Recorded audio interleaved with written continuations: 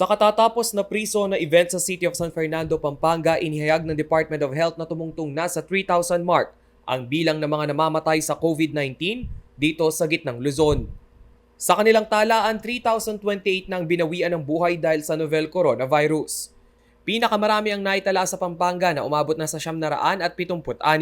Sinundan nito ng Bulacan na may 952 deaths, 373 sa Nueva Ecija, 290 sa Tarlac, 214 sa Bataan, 187 sa Zambales at 36 sa Aurora. Pampanga rin ang may pinakamataas na case fatality rate na 3.16%.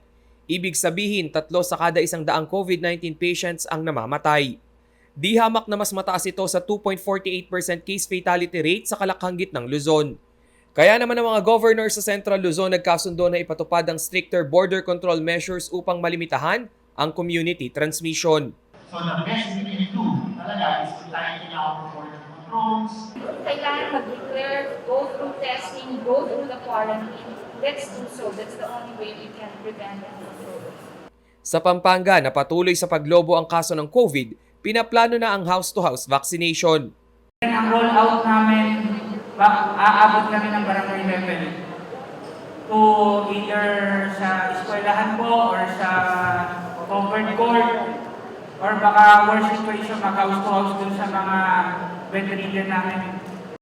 Ayon naman sa kagawaran ng kalusugan, hindi nila tinitigilan ng COVID testing sa buong rehiyon. Ito mano ang unang hakbang upang matukoy ang mga carrier na maaari pang makahawa. Already tested 1,049,000 individuals and nag-positive po is 122,000 with a positivity rate of 11.69. Medyo mataas po ito. Sa kasalukuyan, may testing capacity ang Central Luzon na 14,000 kada araw. Ang rehiyon ay mayroon ding 22 biomolecular laboratories. Rainiel Pawid, CLTV News.